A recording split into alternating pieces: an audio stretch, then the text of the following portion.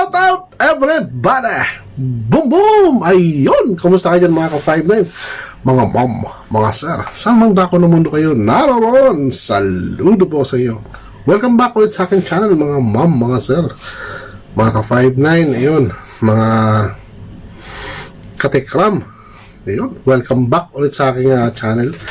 Ako po ay meron lang bibigyan ng isang reaction. Nakita ko lang ito sa post, ano?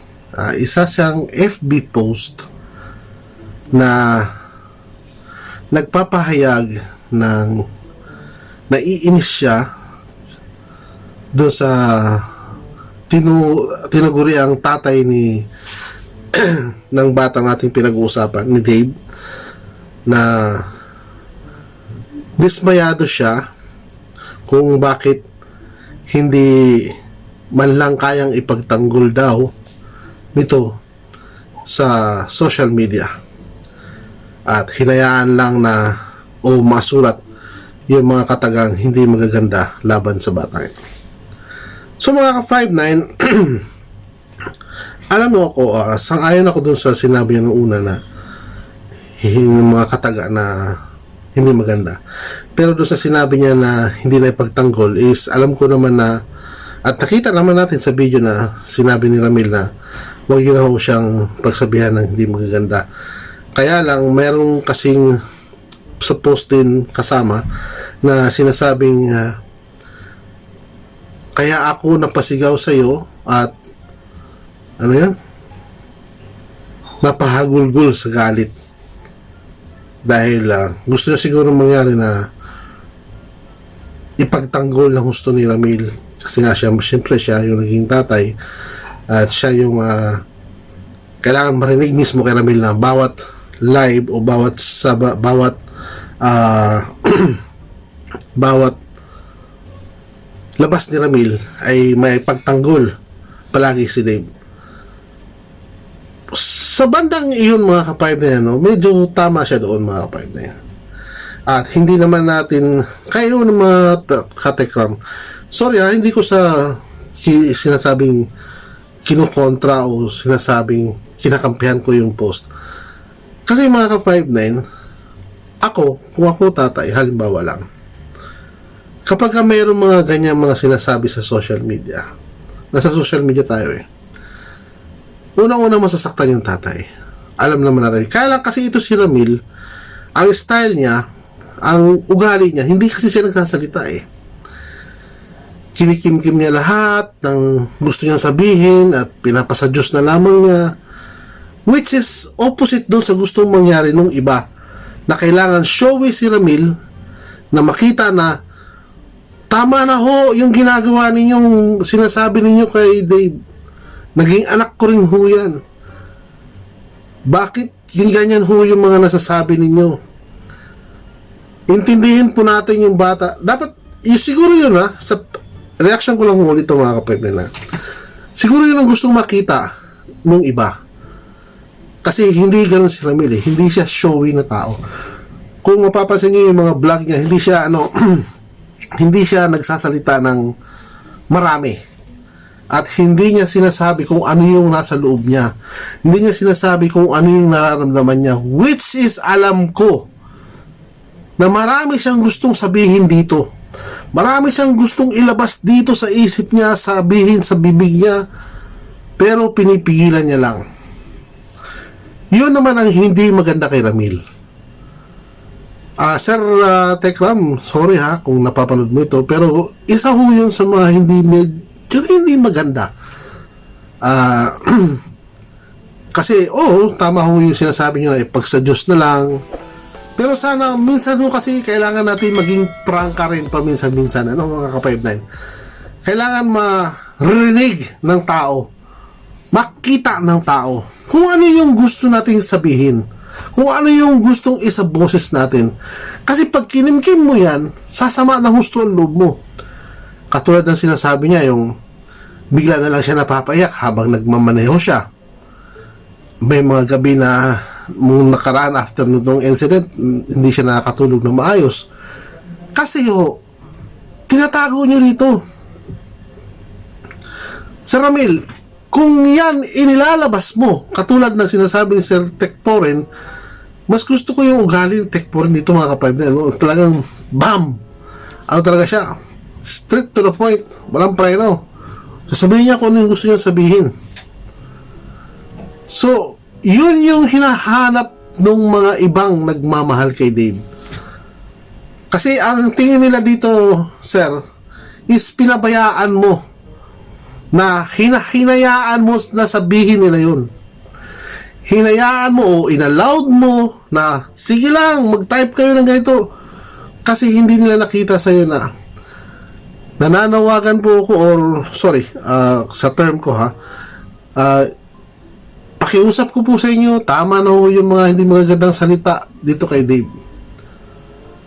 Tama na ho yung mga hindi mabubuting salita kay Dave kasi naapektuhan lalo yung bata. Yun ang gusto nilang makita. Na palagi mong sasabihin, na palagi mong uulitin.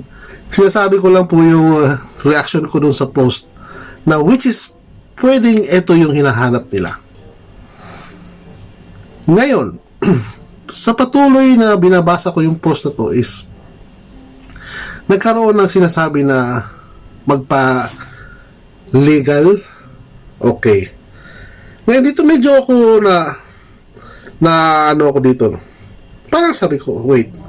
Yung sinasabi ninyo na may consent ba na i-vlog yung bata? Okay. Una, alam ba ng DSWD na kukunin niyo yung bata? Okay. Pangalawa, pangatlo is matagal ninyong pinakinabangan yung bata. Wait. Medyo kontra tayo dun mga kapatid. Alam ko bakit? Yung pala ang gusto ninyo eh. Okay. Si Dave may consent sa magulang. Pinayagan siya. Pinayagan din si Dave nung pinayagan din si Dave nung Martin. Pinayagan din si Dave ni Martin para dalahin si Dave ni Ramil. Okay. Pumayag yung nanay na dalahin si Dave at doon palakihin. Yun nga, papag-aralin, i-build up, ihubog, turuan ng mabuti hanggang sa lumaki dahil siya rin ang aani nito kalaunan. DSWD, nun ho bang nakita ninyo si Dave na binablog ni Ramil? Naisip niyo ho ba nasabihin kay Ramil, uy, teka lang, baka hindi alam ng DSWD yan. Minor. Okay, minor, yes. Bakit? Kung sinabi niyo ba kay Ramil yun, kailangan malaman ng DSWD? Sinabi niyo ba yun sa kanya? Hindi. Okay, kung sinabi niyo sa kanya, bakit hindi ginawa ni Ramil?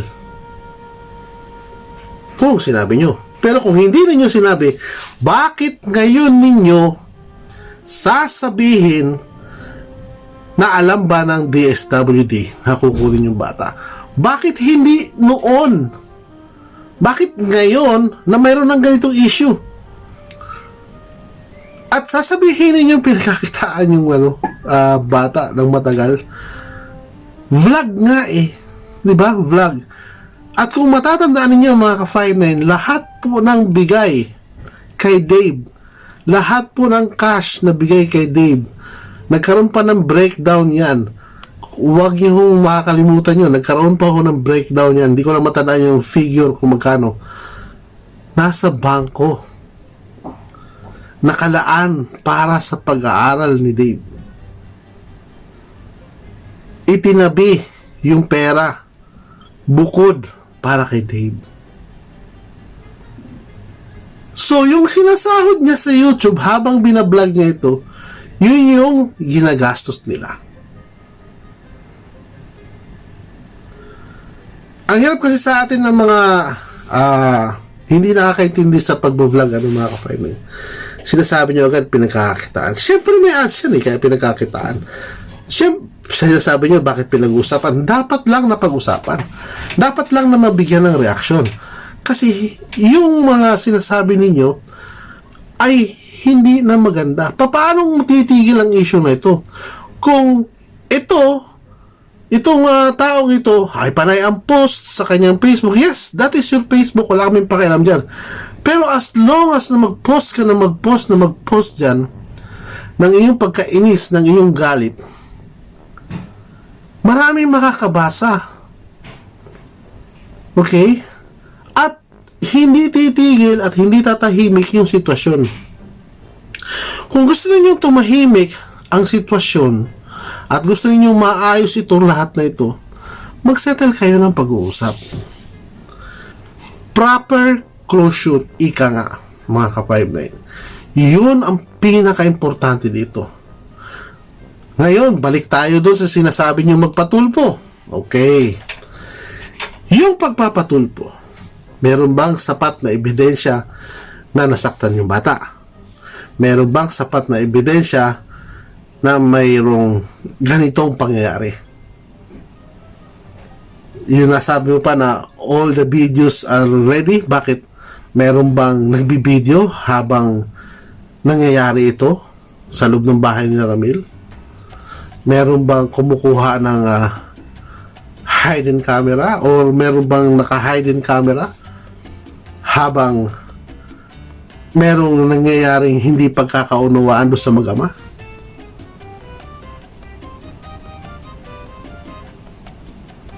Di ho ba mga ka-59? Sana po both side willing ho yung mga manalastas na makipag-deal, makipag-usap. Okay? Sana yung iba dyan na tigilan na lang din natin yung pagpo-post. Yes, Facebook mo yan, wala kaming pakialam dyan, Facebook mo yan. Pero sana naman, para magkaroon ng kalma sa sitwasyon is stop mo na. Hindi ho ba?